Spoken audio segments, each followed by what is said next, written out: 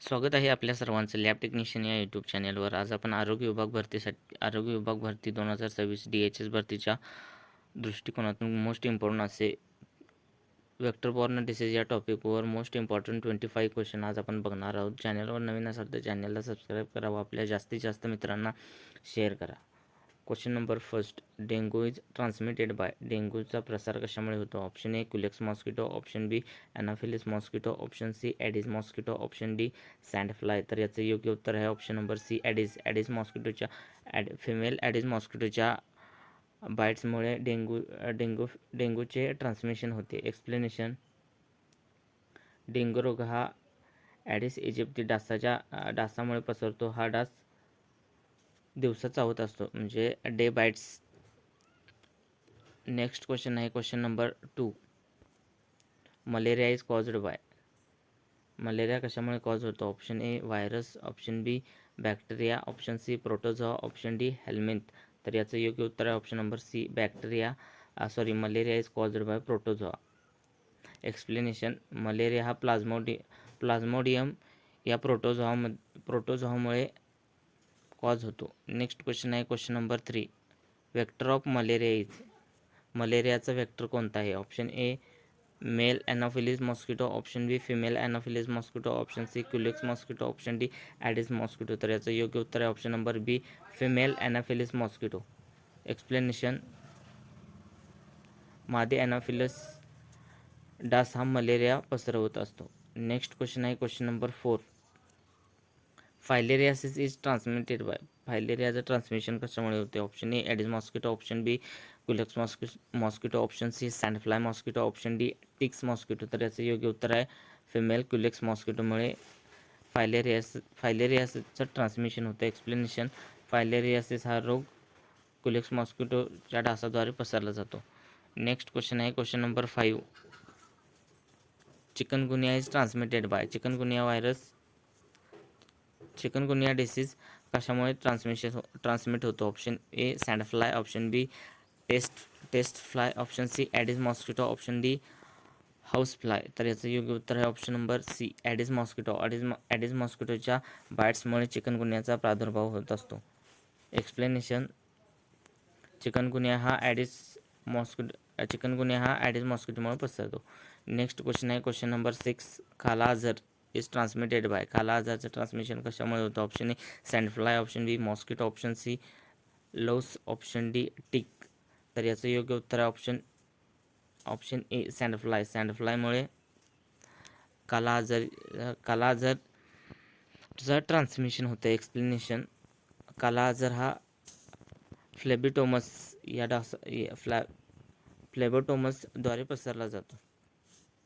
Next question आहे question number 7, Japanese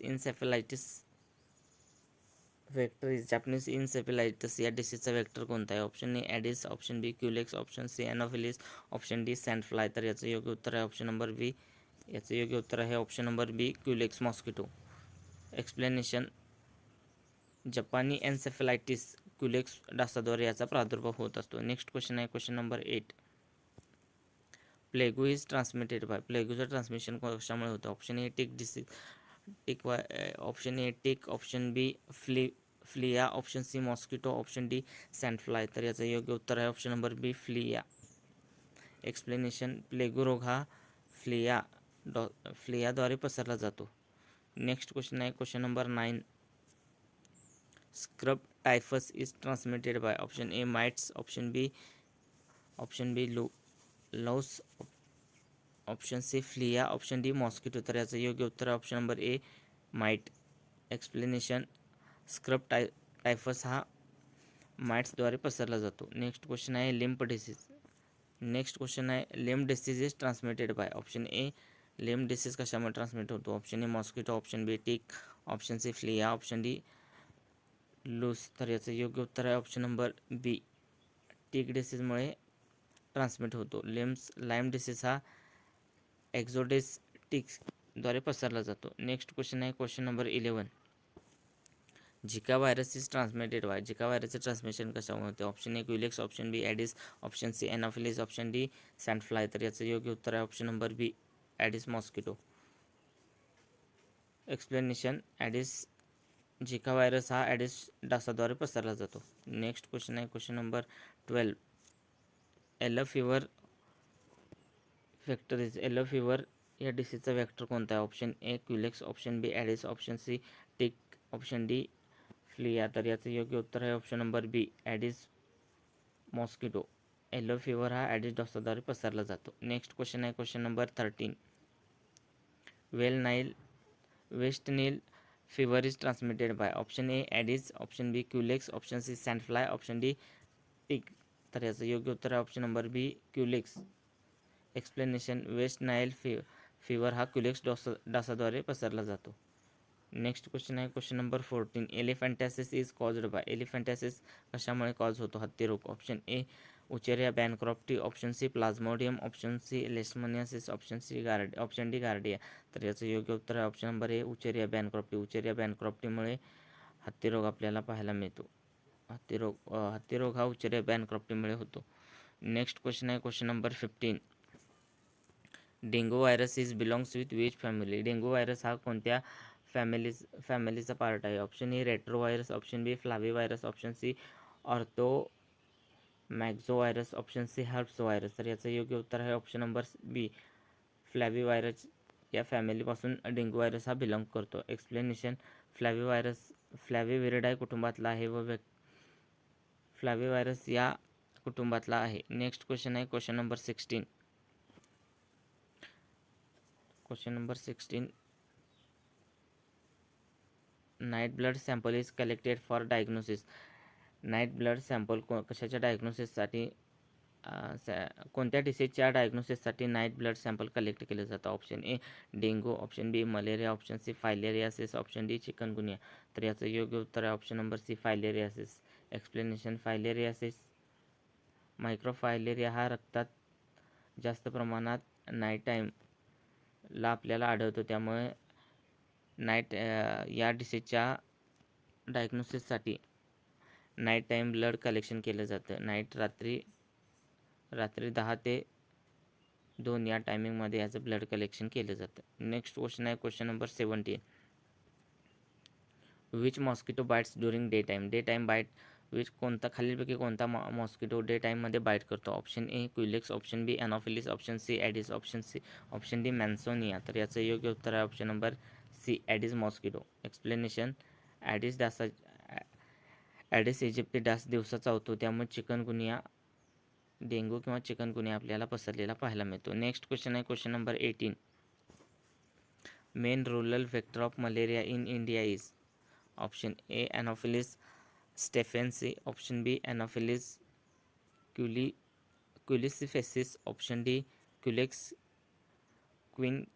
क्विफास्टियस, option D Aedes aegypti. तर याचं योग्य उत्तर आहे option number B Anopheles culicifacies. Explanation ग्रामीण भागात प्रामुख्याने मलेरिया हा ॲनॉफिलिस क्युलिसिफेसिसमुळे पसरलेला आपल्याला पाहायला मिळतो. नेक्स्ट क्वेश्चन आहे question number 19. Urban malaria vector is. Option A Anopheles stephensi, option B Aedes aegypti, option C Culex, option D sandfly. तर याचं योग्य उत्तर आहे ऑप्शन नंबर ए ॲनॉफिलिस स्टेफेन्सी. शहरी भागामध्ये मलेरिया पसरण्याचा मुख्य स्रोत किंवा मुख्य डास हा ॲनॉफिलिस स्टेफेन्सी आहे.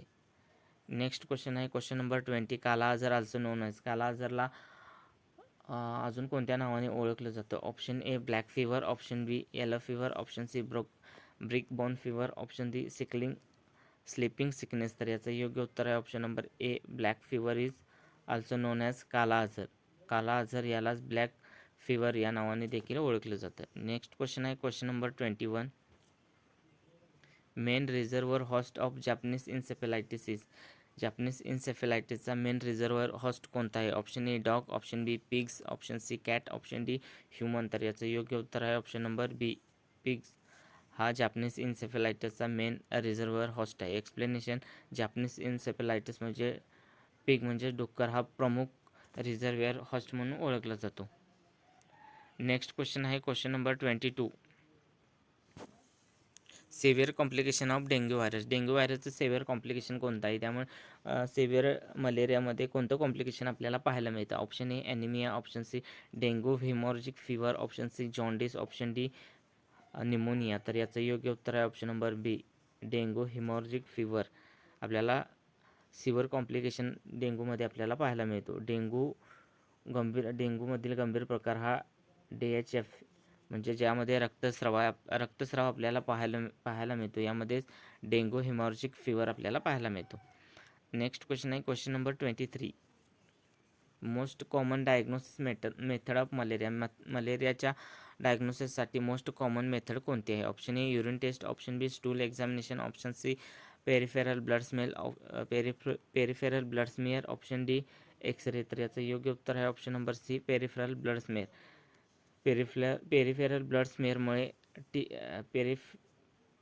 पेरिफेरल ब्लड स्मेअर करून आपल्याला मलेरियाचं डायग्नोसिस केलं जातं. यामध्ये 2 प्रकारे केले जातात, थिक स्मेअर अँड थिन स्मेअर.